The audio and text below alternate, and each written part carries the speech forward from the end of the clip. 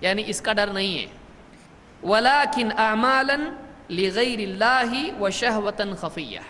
لیکن ڈر کس چیز کا ہے کہ وہ اللہ کے سوا دوسرے کے لیے نیکیاں کریں گے اور ان کے اندر چھپی ہوئی خواہش ہوگی. اس شرک سے میں ڈرتا ہوں. تو بہت سارے لوگوں نے کیا کہا؟ دیکھو دلیل ہماری کیا دلیل ہے؟ اللہ کے نبی صلی اللہ علیہ وسلم نے کیا فرمایا؟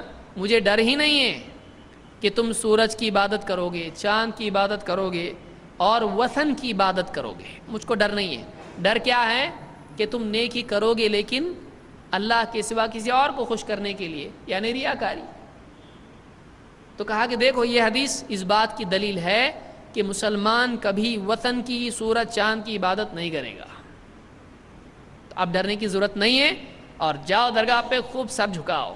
یہ شرک نہیں ہے. کیوں؟ اس لیے کہ مسلمان شرک کر ہی نہیں سکتا ہے. تو جو کر رہا ہے وہ شرک ہو ہی نہیں سکتا ہے. مسلمان شرک کر ہی نہیں سکتا ہے، تو جو کر رہا ہے وہ شرک ہو سکتا ہے؟ نہیں. لاجک. لیکن یہ معاملہ بہت ٹریجک ہے، اس لیے کہ اس حدیث میں بہت پرابلم ہے. لگاتار 3 راوی ہیں جو فیل ہو رہے ہیں.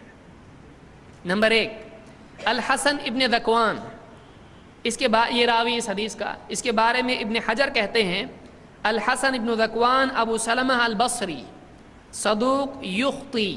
یہ راوی اگرچہ سچا ہے لیکن حدیث میں غلطیاں کرتا ہے. حدیث میں غلطیاں کرتا ہے. وَرُمِيَ بِالْقَدَرِ، اور تقدیر کا انکار کرتا تھا. تقدیر کا انکار کرتا تھا. وَكَانَ يُدَلِّسُ، اور تدلیس بھی کرتا تھا. ان سے، ان کے لفظ سے کہ فلاں سے مجھ کو حدیث ملی ہے، ایسی حدیث بیان کرتا تھا جو اس سے سنی نہیں ہے.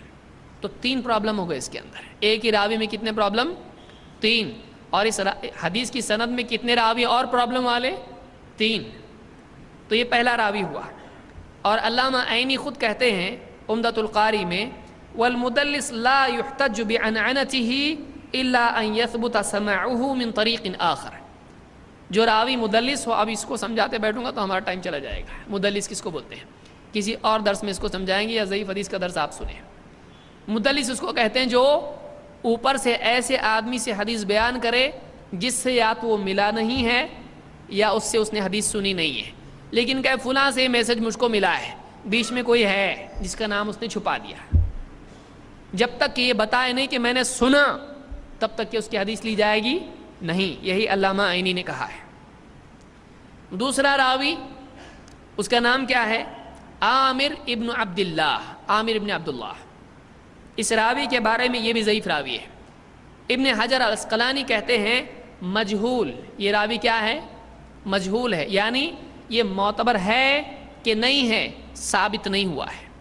جب تک کہ کوئی راوی حدیث کا بیان کرنے والا معتبر ثابت نہ ہو، اس کی حدیث بھی معتبر ثابت ہوتی ہے نہیں. ایسا آدمی جس کا معتبر ہونا ثابت نہیں ہے، وہ حدیث بیان کر رہا ہے، اس کی حدیث معتبر نہیں ہوتی. یہ قاعدہ ہے. یہ قاعدہ ہے. امام الذہبی نے بھی یہی بات اپنی کتاب الکاشف میں اس راوی کے بارے میں کہی ہے. میں ایک ایک بات بیان کرنا شروع کروں تو آپ کو 1 نہیں 3 بجیں گے، لیکن چونکہ ہم کو جلدی ختم کرنا ہے اس لیے میں جلدی چل رہا ہوں. تو دوسرا راوی، پہلا راوی کون ہے؟ رواد ابن الجراح.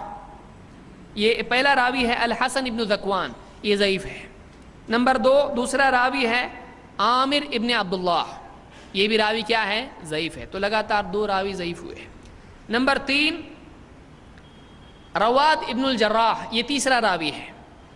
اس کے بارے میں خود امام البخاری کہتے ہیں رواد ابن الجراح ابو عصام العسقلانی عن سفیان. یہ جو راوی ہے رواد ابن الجراح، اس کی کنیت ہے ابو عصام اور یہ عسقلانی ہے. سفیان سے روایت کرتا ہے کان قد اختلط، اس کی یادداشت فیل ہو گئی تھی، اس کی یادداشت خراب ہو چکی تھی. لا یکاد ان یقوم حدیثہ، اس کی حدیث قائم نہیں ہے، اس کی حدیث مضبوط نہیں ہے، ٹھہرتی نہیں. ایک آدمی کھڑا کرو گر جاتا ہے. کیا کہتے ہیں؟ یہ خود سے کھڑا نہیں ہو سکتا ہے. تو کیا ہے؟ یہ کمزور، اس میں جان نہیں ہے. تو کہتے ہیں کہ اس کی حدیث قائم نہیں ہے، اس کی حدیث مضبوط نہیں ہے. یہی بات ابن حجر نے کہی، یہی بات امام الذہبی نے کہی. تو امام بخاری کے نزدیک بھی یہ راوی کیا ہے؟ معتبر نہیں ہے. تو اس حدیث کی سند میں کتنے راوی ضعیف ہیں؟ 3 کے 3 راوی سب کے سب کیا ہیں؟ ضعیف. تو ایک بھی راوی اگر ضعیف ہو، حدیث بیان کرنے والا ضعیف ہو، وہ حدیث ضعیف ہوتی ہے۔ اس میں کیا ہے؟ 1 2 3 پرابلم ہے، تو یہ حدیث دلیل بن سکتی ہے؟ نہیں۔ کوئی کہہ سکتا ہے اس کے سپورٹ میں اور 2 حدیثیں ہیں، وہ بھی دیکھ لیتے ہیں، ایسا نہیں ہو درس ختم ہونے کے بعد کوئی اور بول دے، تو پہلے اس کا بھی حال دیکھ لیتے ہیں۔ اس کے سپورٹ میں 2 حدیثیں ہیں، ایک حدیث مسند احمد میں ہے اور ایک حدیث حلیۃ الاولیاء میں ہے، جس کو ابو نعیم الاصفہانی نے ذکر کیا ہے۔ دونوں کا حال دیکھتے ہیں، یہ اس سے ڈینجر ہے، سپورٹ والے اور ڈینجر ہیں۔ دوسری حدیث ہے، اس کا دوسرا طریق ہے، اس طریق میں ایک راوی ہے، مسند احمد کی جو سند ہے اس حدیث کی، اس حدیث کی سند میں ایک اور راوی ہے جو اور زیادہ ڈینجر ہے۔ اس کا نام کیا ہے؟ عبد الواحد ابن زید۔ مسند احمد کی سند میں عبد الواحد ابن زید نام کا راوی ہے۔ اس کا کیا حال ہے؟ ابن حبان اس کے بارے میں کہتے ہیں کان ممن غلب علیہ العبادہ، یہ راوی ایسا تھا بہت عبادت کرنے والا تھا، حتی غفل عن الاتقان، یہاں تک کہ حدیث کے بارے میں مضبوطی سے لاپرواہ ہو گیا، حدیث کے بارے میں یہ آدمی مضبوط نہیں ہے۔ فکثرت المناکیر فی حدیثہ، تو اس کی حدیث میں اول فال منکر حدیثیں شامل ہو گئیں، اس کی روایتیں جو بیان کرتا ہے اس میں کیا ہونے لگا؟ بہت غلطیاں کرنے لگا، بہت غلطیاں حدیث میں بیان کرنے لگا۔ امام البخاری اس کے بارے میں کہتے ہیں ترکوہ، محدثین نے اس راوی کو چھوڑ دیا، اس سے لینا ہی نہیں حدیث، ترکوہ، اس کو ترک کر دیا، چھوڑ دیا، اس سے حدیث مت لو۔